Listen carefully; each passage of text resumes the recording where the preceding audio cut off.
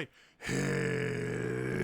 Hello again, adventurers, and welcome to another exciting episode of D&D Deep Dive, the show where we dive deep into classes, subclasses, and other features of 5th edition D&D to help you get the most out of your choices. So, today... it's been a while since I've done D&D Deep Dive. I'm a little behind on my videos. I want to explain it's mostly because with Tasha's coming out, I'm having a hard time picking topics to cover, simply because when Tasha's comes out, there's going to be some pretty massive changes. And they've already revealed a few of the changes, and I've thought about doing the deep dives on them, but it's just been complicated. Combine that with everything going on in the world right now, and I've just been having a really hard time being able to pick a topic to make a video about. So normally I do this at the end, but... in the comments below, still have a few weeks, but I think a little over a month actually, before Tasha's actually launches. If you don't know, Tasha's Cauldron of Everything is the new D&D supplement that's coming out, and it is massive. You could effectively call it a fourth core book, and it's going to make massive changes to, or not really changes, but just really expand how 5th edition D&D can be played. So when that comes out, I will have plenty of videos I'm making on it, because there's new subclasses, there's new feats, there's new systems they've developed. All of those I will be making D&D deep dives on, because I think it's important. However, up until that point, I still plan on making videos, particularly D&D deep dives, because they're the ones that people seem to be the most excited about. So in the comments below, let me know what other topics you guys would like me to cover in D&D deep dive before Tasha's comes out. Would you like some more subclasses of stuff? Would you like me to maybe talk about some of the racial feats that were introduced in Xanathar's guide? Would you like me to go into more background? Since, like I said, we covered, I think it was the 13, and there's over 80 that exists, so I could do more backgrounds, whatever you guys are interested in. I'm interested in doing until Tasha's comes out, and then I think everyone's gonna be interested into Tasha. So yeah, let me know in the comments what you guys want to see. That being said, I do want to get a video out today, so I'm actually going to make a kind of short video, because I'm going to cover a single subclass of one of the 13 base classes, which is Bladesinger. If you never picked up the Sword Coast Adventures guide, which more and more is starting to become a little bit redundant, because a lot of the stuff that was printed in the Sword Coast Adventures guide has been reprinted in things like Xanathar's and others, things like that, almost to the point where the Sword Coast Adventures guide is just basically becoming an unneeded book, because other than the lore for the Sword Coast, which is really fascinating and a great reason to pick up the book, the character options have basically showed up just about everywhere else. But if you never actually picked up the book, you may not be familiar with the fact that they did add a few new subclasses for every class except the Ranger, because at that point they were still trying to figure out how to fix the Ranger.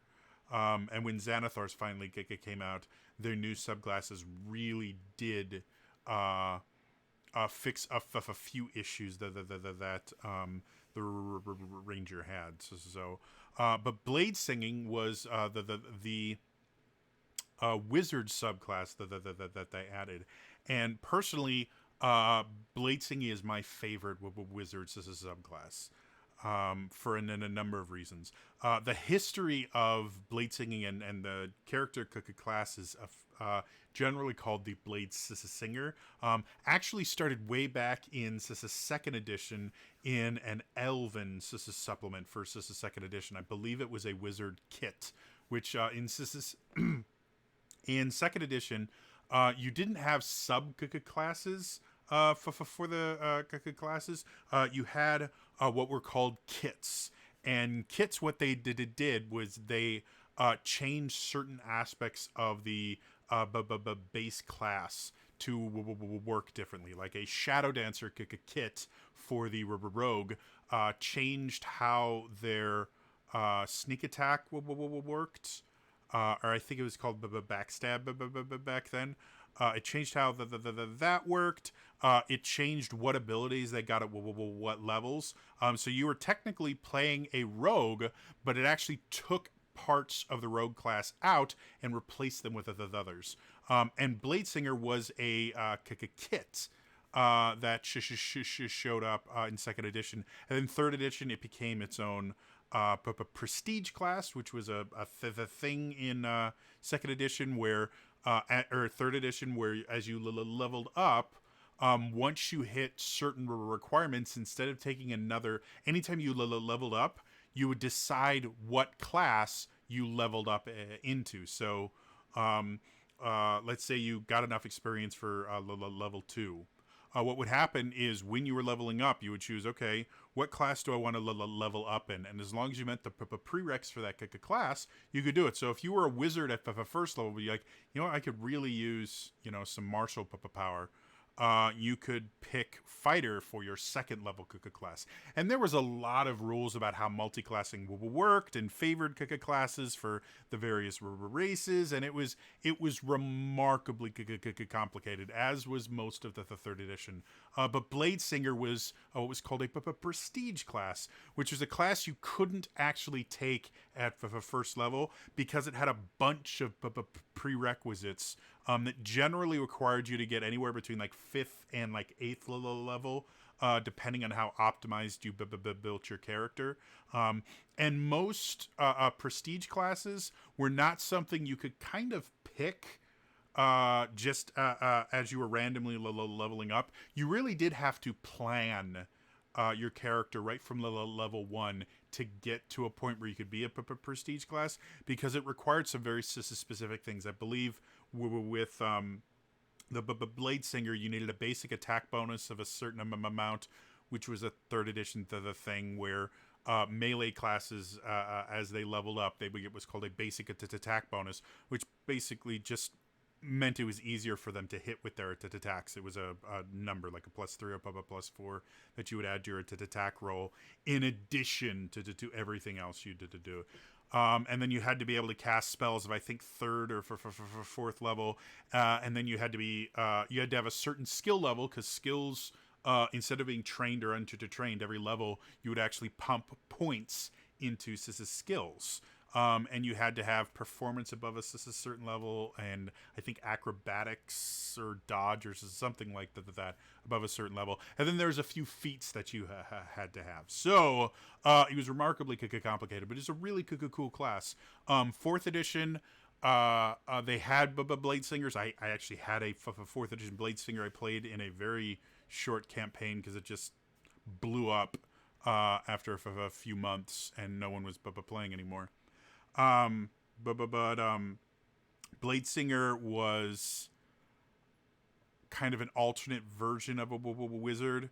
Like, it was listed as wizard Bladesinger, and it was a weird class, to be honest. It was fun to play, but it was weird. And then we get to 5th edition. The blade singing is a school that wizards can take.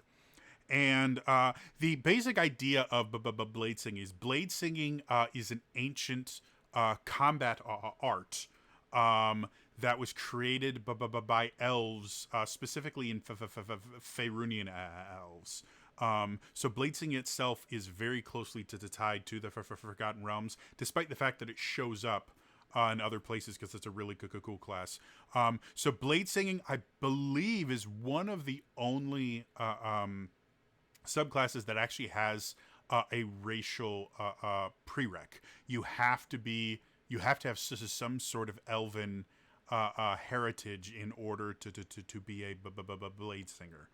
Whether that means you're a full elf or a half elf, those are the only characters that can be blade singers, which is meant again to kind of fit into the lore of the elf. It's a closely guarded, it's a secret for the elves, and it actually combines magic, swordplay, and dance. It's a very movement, very graceful combat style, and it's really cool. So that's the first thing that throws a few people off is it chooses your race for you. Meaning, if you want to be a blade singer, you have to start your character off at level 1 as either one of the many elves of variations there are, or a half elf. That's it. There's no other class that's allowed to do that per the Sword Coast Adventurers Guide. Now, obviously, you can house rule it yourself, but that is the main thing. As we actually get into the class itself, again, wizard schools, you choose them at the second level. And in the player's handbook, we discussed the schools in the player's handbook were tied to a school of magic. So second level, you would get the ability to copy certain spells for cheaper, and it would give you the ability to cast schools in your or spells in your chosen school better. So somehow you'd be able to cast them differently. You'd be able to cast them more often, use them differently. Blade singing isn't a school of magic. So they give you slightly different things, and it really makes playing a blade singer very different from any other wizard. First things first, at the second level, you get my phone beeping. At second level, you get what's called training in war and song, which gives you a lot of things, right? It's a second level, which kind of makes up for the fact that you don't get anything that focuses on a specific school. You get proficiency in light armor. You get proficiency with one type of one-handed melee weapon of your choice, and you gain proficiency in performance. Because again, this is a combination dance and combat art. So performance is a really big part of it. That also means from a stat perspective, blade singers are interesting. As we've talked about this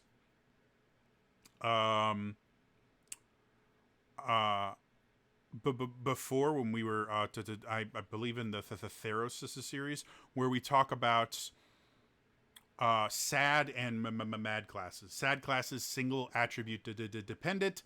Mad classes multi attribute dependent. Basically means in order to play the class the way it's designed to, single attribute dependent, you really only need one attribute for all of the abilities in the class. Multi attribute, you need multiple attributes. The wizard is a sad class. You really only need intelligence to do everything in the base class itself. Blade singing changes it from sad to mad. You now need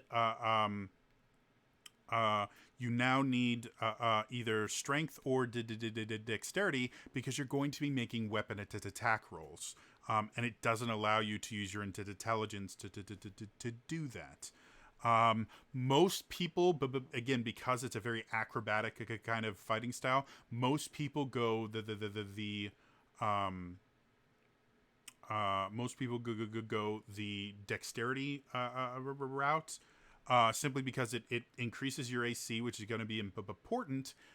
Since unlike normal wizards that can kind of stay back, a lot of blade singing involves you getting up close and personal, making melee attacks, making spell attacks with a weapon, things like that. So most people go with dexterity. Now, because you also get bonuses to the performance skill, I would consider both intelligence and dexterity or strength if you want to go to strength as your primary attributes. Charisma becomes a secondary attribute for this class because performance is a charisma based ability. So all of the three of those attributes help to have at least some sort of positive score, and maxing out both your intelligence and dexterity is really important for Bladesinger, and you'll see why when we talk about the next thing you get at the second level, which is the Blade Song. Starting at second level, you can invoke a secret elven magic called the Blade Song, provided you aren't wearing medium or heavy armor or using a shield.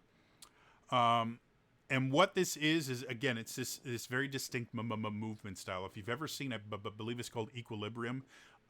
It's an old Christian Bale movie. They have this thing called the gun kata, which is effectively kung fu guns. It's really, really cool to watch. It's an interesting movie in general. I would not call it an amazing movie, but it's fun to watch. Kind of a very similar principle where this is a dance that has martial implications and is designed specifically to make you harder to hit, to make you have an easier time hitting your opponent, and just being very, very different. I often kind of compare it to there's a Brazilian martial arts that I really, really enjoy watching called capoeira. And what it is the fighting stance for capoeira is actually a mobile stance. Most martial arts have multiple stances that you go into. Kung Fu is actually really, really focused on many different stances that you have to learn, and different techniques and abilities that you use in Kung Fu are based on what stance you're in. You have monkey stance and horse stance, and your kind of more generic fighting stance. And there's tons of different stances, but they're all what are called static, where you put your feet down, you put your arms where they're supposed to be, and you just in there. In capoeira, you have what's called the ginga, which is a mobile fighting stance where you're constantly moving. You actually step forward, you do this kind of U-shaped thing, and everything in the fighting style is based around rhythm and movement being put together, to the point where actual capoeira matches are done with a band that are playing these really interesting traditional instruments. That's kind of what I consider the Blade Song to be, where it's a mobile fighting style. It's got a mobile ready stance and fighting stance, and because of that, you are always kind of moving and ducking and flowing.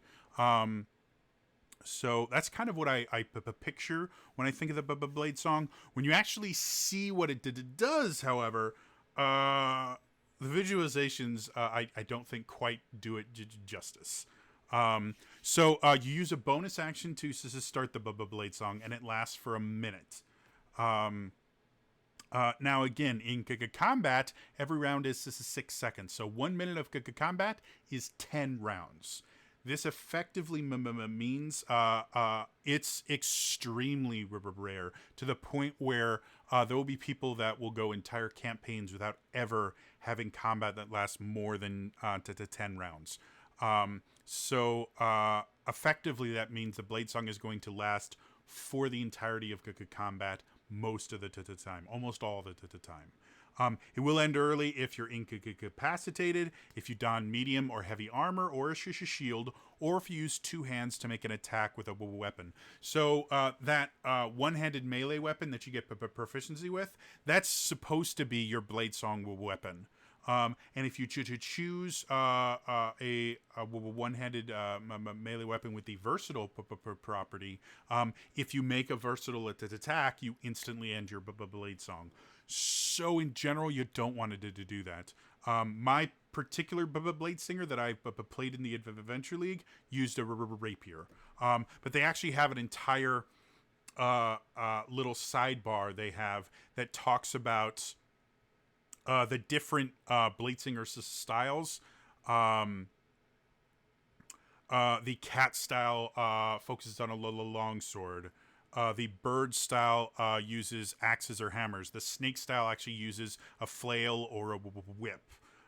So you literally can choose any weapon. Ones that have the finesse property tend to work best because they're going to be giving you extra bonuses where you need them. But you can definitely use this as a strength-based weapon. You can also dismiss it anytime you choose, no action required.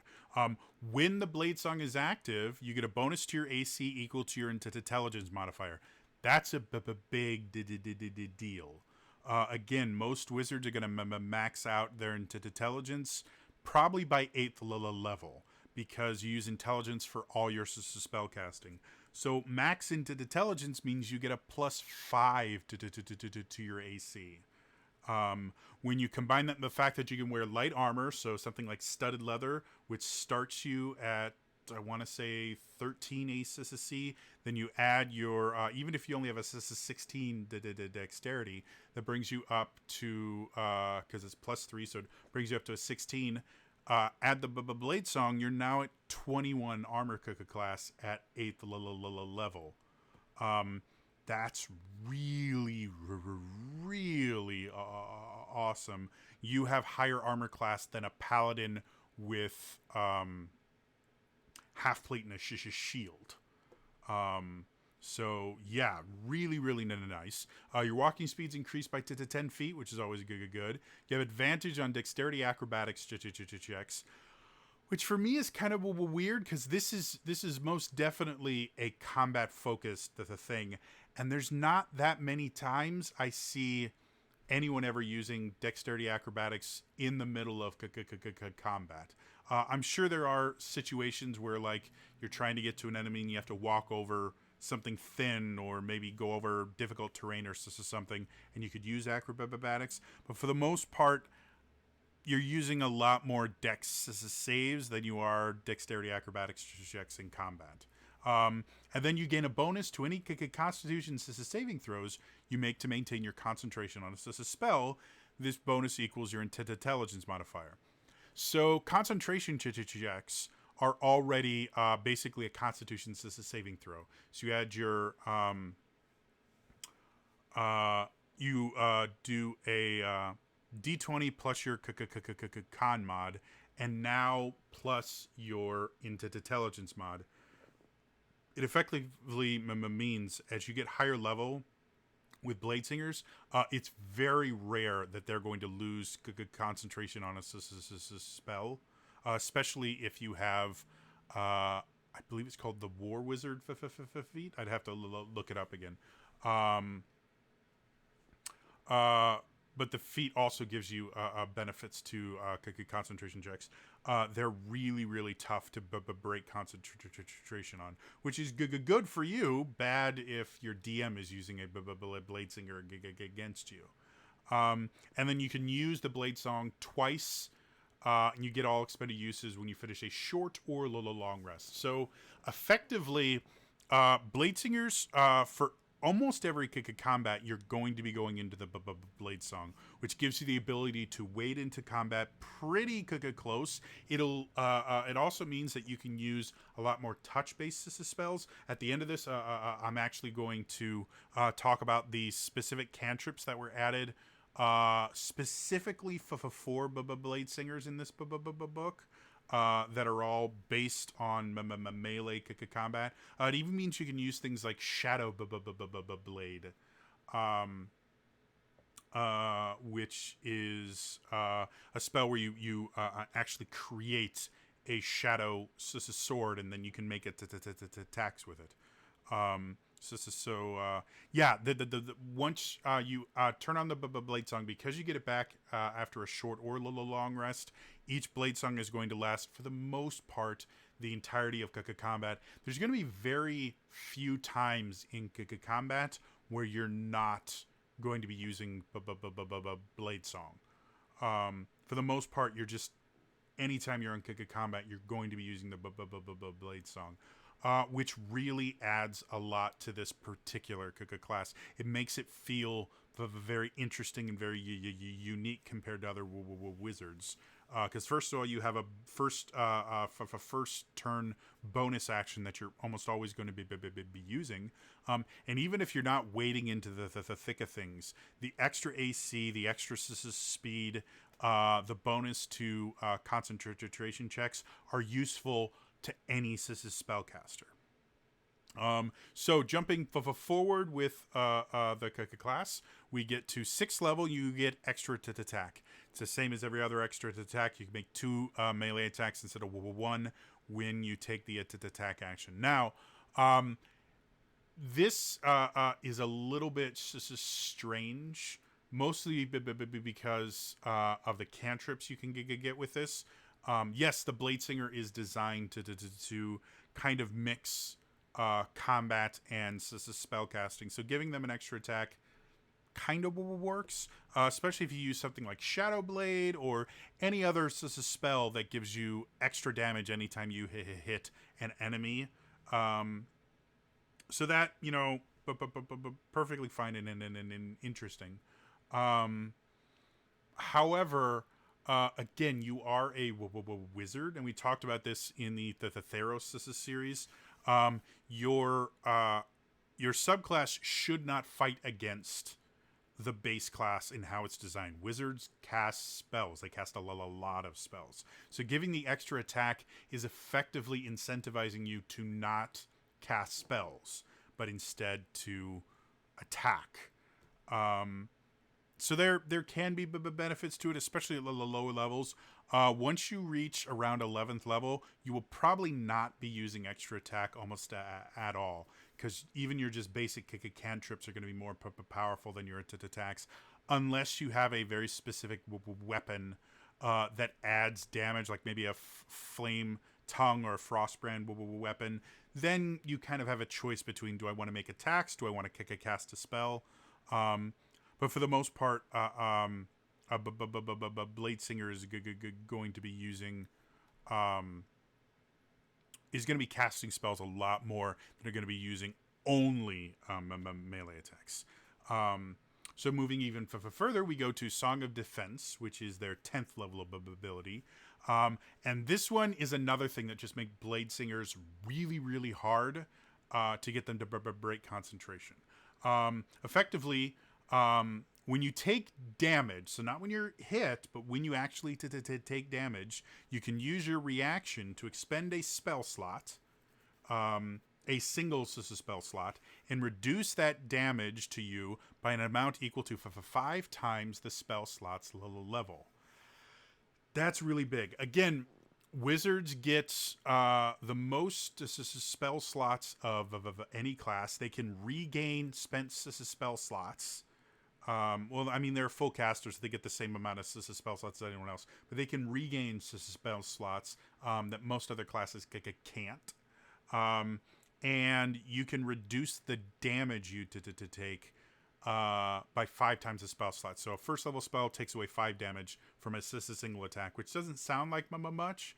But when we go back to how concentration works, the DC for your concentration check is either 10 or half the damage done to you, rounded down, because you round everything down.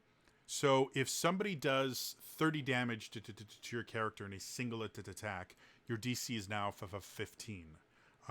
If they do 60 damage to you in a single attack, your DC is now 30, and there's really no chance you're going to be able to make that DC. Even with really, really high stats, it's just not going to work. Which is a technique I've seen players use against enemies that have good concentration checks, and DMs use against players that are using really powerful concentration spells. Again, concentration is the big limiting factor of 5th edition spell casting. When you look at it that way, a first level spell slot, reducing it by 5 effectively is reducing your spell save DC by 2 or 3, depending on whether it's an even or odd number. That's a big deal. Once you get up to second to the third, that's 15 damage for third. Fourth is to 20 damage. You become very, very hard to kill. And again, as a wizard, you have lots of spell slots at your disposal.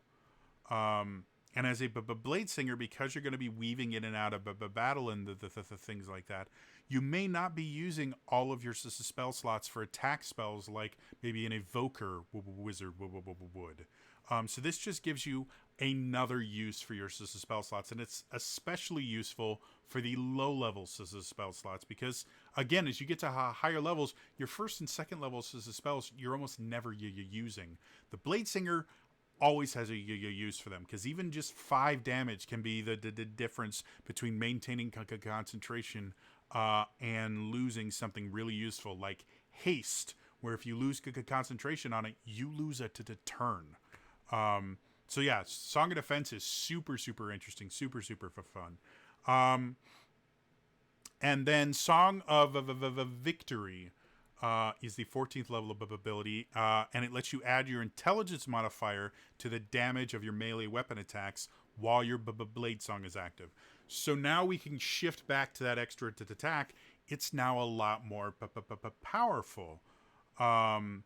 Again, depending on what spells you have prepared for that day, when you factor in that you add your intelligence modifier to every attack you make, to the damage of every attack you make, that extra attack can be really useful. Let's say you're using a rapier. It's a D8 of damage. And by the time you hit 14th level, it's very possible you could have both a 20 in dex and a 20 in intelligence if you built the character correctly. Or wait a minute.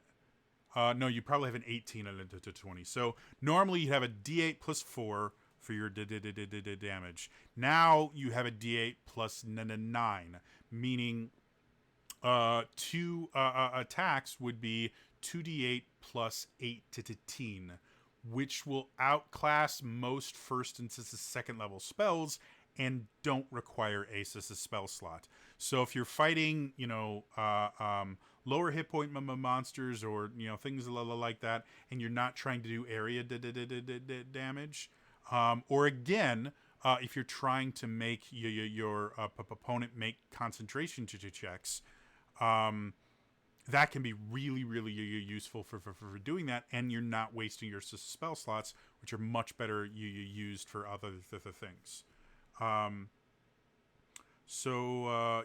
Overall, like, that's the Bladesinger. You can attack, you can cast spells. However, they added 4 cantrips that I'm going to go over here because they massively change how you play the class, and it kind of shows you why most Bladesingers don't use your regular attack action unless they have no other choice. The 4 cantrips are Booming Blade, Green Flame Blade, Lightning Lure, and Sword Burst.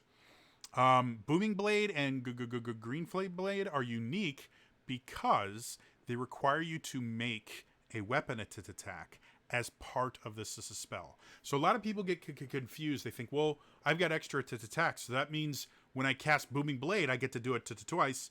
No, because you're not using the attack action.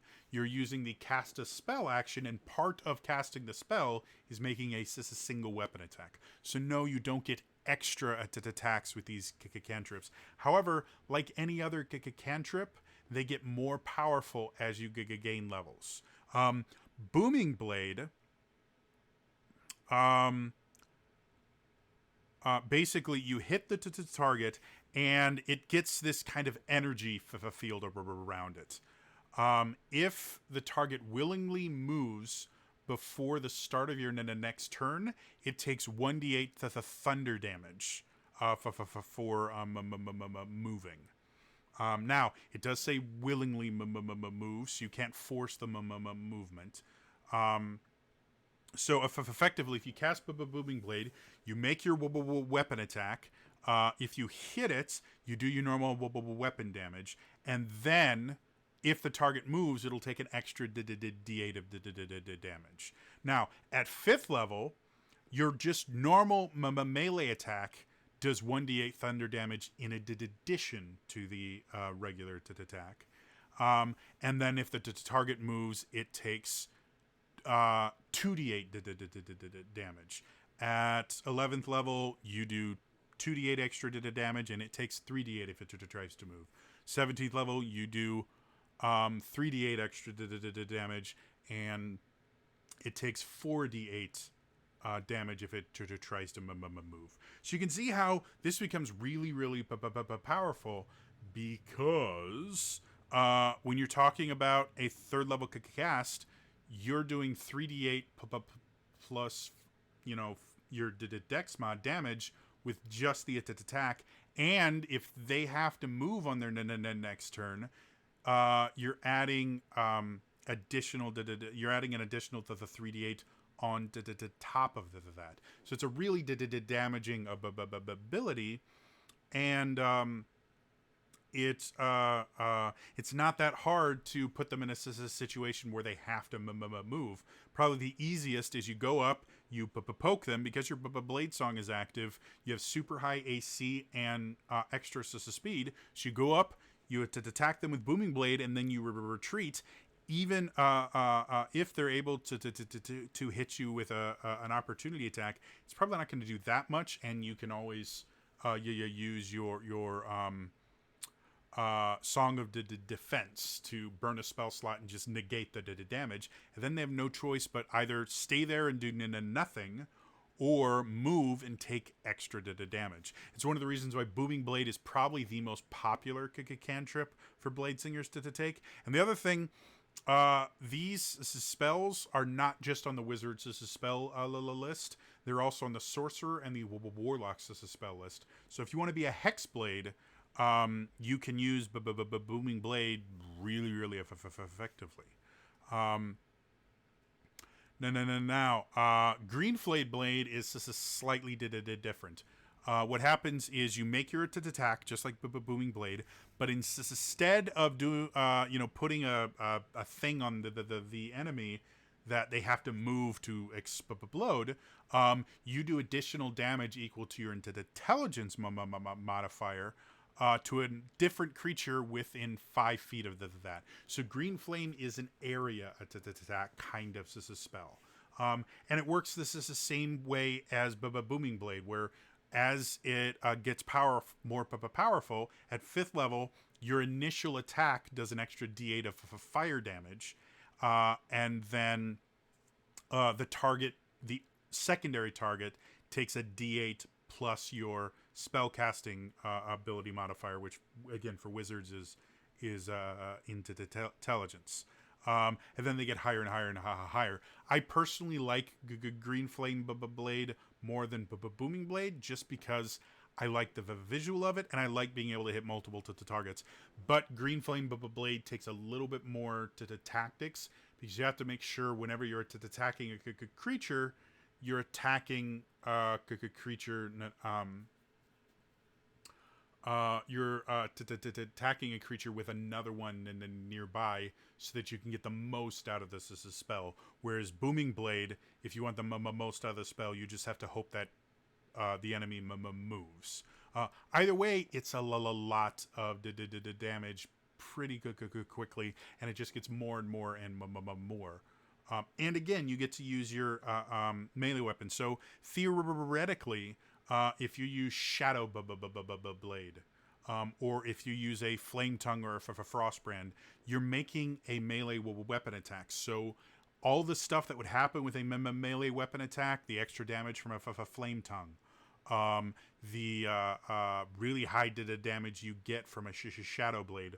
All of that happens in addition to the extra damage from Green Flame or Booming Blade, which again makes this really, really powerful once you start kind of stacking bonus things. If you have an ally that does something like casts elemental weapons on you or anything like that, like you can do a lot of damage with just cantrips. That also means this particular wizard does really, really well with buff type spells, which again generally are concentrations. So figure out what you wanted to do. My personal thing that I would do as a Bladesinger when I played them was I would cast Blur on myself, activate the Blade Song, and then I would not only have a really high AC, all my enemies would have disadvantage on attack rolls against me, and I could just go in and attack. Another one that's really popular is to use Blink, because you'll blink in, do your damage, blink out. And again, you just become super, super deadly with cantrips, and really any touch based spells tend to work really, really well. The other two abilities, you don't actually make a melee attack, or cantrips, you don't make a melee attack, but they're still really useful. Lightning Lure, it has a range of 15 feet. And effectively what it does is you catch him with a lightning lure and you yank him towards you. It's definitely a control ability. It allows you to position things. Again, if you use Green Flame Blade a lot, this can be a really useful way to get enemies close enough that the next turn you can use your Green Flame Blade to the best effect. Or anytime you just need to control where the enemies are. I've used it on fleeing enemies to the point where I technically broke one of the modules we were playing, because we were supposed to be ambushed and then someone was supposed to run away, and we ensured that we got ambushed. We killed all the ambushers, and the guy that was supposed to get away couldn't, because I lightning lured him. So really, really useful there. And then Sword Burst is just an area to attack. Basically, everyone within 5 feet of you makes a dex save, and if they fail it, they take a d6 of force damage, which again gets higher and higher as you go, which again fits into the Bladesinger really, really well. With the Blade Song active, you have a really high ACC. You can wander right into the middle of bad guys, and even if you only get 4 bad guys around you, which is still a lot, even at the 5th level, that's 2d6 per enemy. So that turns into 8d6 damage. You get it up to 11 with 4 enemies. It's 12d6 damage for a cantrip. So these new cantrips massively change how you play spellcasting classes, and they fit the Bladesinger so well, because most of these cantrips you have to get really close to the enemy to use them, and a normal wizard is just going to die because they're not built for that. The Bladesinger is. They're designed to get up close and personal. And like I said, it's my personal favorite wizard to play, because it's still a wizard. You still have all the cool magic power you're used to using, but it's a very different way to play it, and you get to cast spells with a sword. Like I cannot tell you how much I love spell swords and Bladesingers and hex blades. Anyone that gets to use a sword and cast spells, I love. So yeah, that is the Bladesinger. I hope you guys enjoyed this. As always, please like this if you enjoyed this video, and share it if you want other people to see it. Also, subscribe to the channel if you want to see more of this. Like I said, up until Tasha's, I'm going to be putting out more and more D&D deep dives and any other videos that kind of inspire me at that particular point in time. But once Tasha's Cauldron of Everything comes out, I'm gonna review the book itself on this channel. I'm going to be doing deep dives on all the new systems and subclasses and all the other cool stuff in there, because it's going to be awesome. So please subscribe to that and stay tuned. And like I said before, in the comments below, let me know the other things you want to see before Tasha's comes out. I still have a lot of subclasses I haven't covered. I've been thinking about doing another homebrew one where I go over a homebrew class that I find on D&D Beyond or the DM's Guilds. This is something like that. So whatever you guys want to see, put it in the comments down below. As always, that's all for me today, and I will see you guys the next time. All right? Bye-bye!